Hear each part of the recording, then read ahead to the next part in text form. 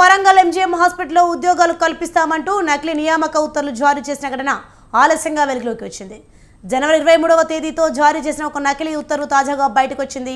ఓ మహిళా నిరుద్యోగిని ఐసీయూ టెక్నీషియన్గా నియమిస్తూ ఫిబ్రవరి 26న విధుల్లో చేరాలని ఎంజీఎం హెల్త్ డిపార్ట్మెంట్ హాస్పిటల్ పేరున ఉత్తర్వులు ఇచ్చారు.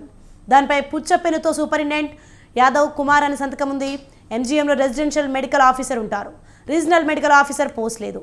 దీన్ని బట్టి ఎవరో నకిలీ నియామక పత్రాలతో నిరుద్యోగులకు వల విసురుతున్నట్లు తెలుస్తోంది.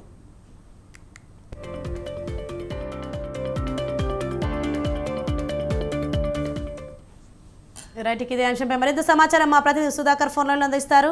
సుధాకర్, చెప్పండి, వరంగల్ ఎంజీఎం ఆసుపత్రి ఉద్యోగాల పేరుతో మోసం చేసినట్టు చూస్తున్నాం, దీనిపైన అప్డేట్స్ ఏంటి? గత కొద్ది రోజుల క్రితం వరంగల్ ఎంజీఎం హాస్పిటల్లో నకిలీ ఉద్యోగుల కలగడం జరుగుతుంది. ఎందుకంటే ఇప్పటివరకు 4 పోస్టులు ఏదైతే వరంగల్ ఎంజీఎం లో ఆర్ఐసీ, కంప్యూటర్ ఆపరేటర్, ఈసీజీకి సంబంధించిన దాంతో పాటు ఇంకోటి అటెండర్ పోస్ట్ ఇవన్నీ కలిపేసి, ఎందుకంటే బయట దళారులు ఎవరైతే ఉన్నారో నకిలీ దళారులు కొంతమంది వారి యొక్క డబ్బు కొంతమందికి ఉద్యోగ ఆశ చూపి వారి దగ్గర ఒక్కొక్కరి దగ్గర నుంచి 3 లక్షల నుంచి 5 లక్షల రూపాయల వరకు వసూలు చేసినట్టు సమాచారం ఉంది.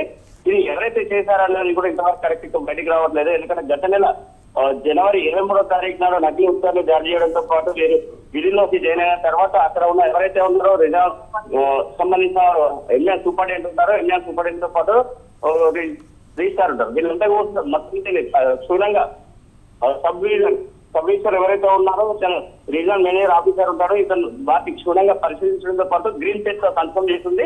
ఎంఎం సూపరింటెండెంట్ పేరు చంద్రశేఖర్. కానీ ఇక్కడ ఈ యొక్క లెటర్ ఇచ్చిన వ్యక్తి చంద్రశేఖర్ సంస్థానికి అసలు ఖాళీ కాకపోవడంతో పాటు వారు అతన్ని ఈ ఫేక్ సర్టిఫికెట్స్ అని చెప్పి నిర్ధారించి దీంతో పాటు విచారణ చేపట్టాలని చెప్పేసి ఎంఎం సూపరింటెండెంట్ ఎంఎం ఆర్ఎం కు లేఖ రాయడంతో పాటు వారు ఈ యొక్క వీటిపైన తక్షణమే చర్య తీసుకోవాలని చెప్పేసి వీటిని ఎవరైతే ఉద్యోగంలో జాయిన్ అయ్యారో వాళ్ళందరినీ కూడా వారిని హోల్లో పెట్టడం జరిగింది. వీరు కూడా ఎందుకంటే తెలియకుండా వారిని ఎవరైతే ఉన్నారో మధ్యవర్తులు ఎవరైతే ఉన్నారో వారి చేసిన పన్నంగం ఇది. వారు ఎవరైతే వారికి దొరకబట్టి వారి పైన తగిన చర్య తీసుకోవాలంటున్నారో ఇలాంటి ఉద్యోగాలు ఇంకా ఎన్ని నియమించారు దీనిపైన కూడా మొత్తం క్షుణ్ణంగా పరిశీలించిన తర్వాత దీనిపైన ఆర్ఎం గానీ సూపరింటెండెంట్ గానీ ఒక విచారణ చేపట్టిన తర్వాతనే ఏదైనా ఉన్నా కూడా బయటికి మీడియా వెల్లడిస్తామని చెప్పి చెప్పడం జరుగుతుంది. ఎస్ సుధాకర్, ఇంతవరకు ఎంతమంది మోసపోయారని సమాచారం ఉందా? ఇప్పటి వరకు అయితే 4 ఉన్నారు. 4 కూడా ఒకరు ఆర్ఐసీలో ఉన్నారు, ఒక కంప్యూటర్ ఆపరేటర్ లో 2 ఉన్నారు, ఈసీజీకి సంబంధించిన టెక్నీషియన్ ఉన్నారు, ఇంకోరు కంప్యూటర్ ఆపరేటర్. వీళ్ళు 4 మాత్రమే ఇప్పటి వరకు బయటికి వెళ్ళారు. ఇంకా ఇలా ఎంత మంది ఉన్నారు ఎంజిఎం లో?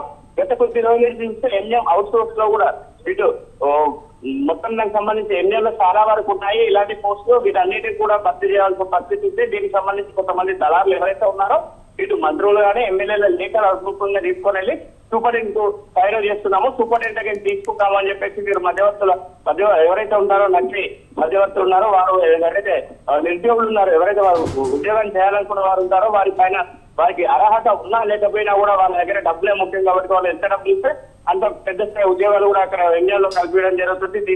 దీనిపైన గతంలో చూస్తే అవుట్ సోర్స్ సంబంధించిన కొన్ని విభాగాలకు సంబంధించిన వారు కూడా పెద్ద ఎత్తున మీరు ఎవరు కూడా రాకుండా కూడా చాలు తీసుకుంటున్నారు అని చెప్పేసి ఫార్మర్స్ లో కూడా ఉద్యోగాలు కావాలంటే ఫార్మర్స్ లో కూడా ఉద్యోగాలు ఇప్పిస్తామని చెప్పేసి కొంతమంది రావడంతో పాటు ఒక విషయం బయటికి వెళ్ళిందని చెప్పి విశ్వసనీయ సమాచారం ద్వారా తెలుస్తుంది. Right, thank you Sudhakar.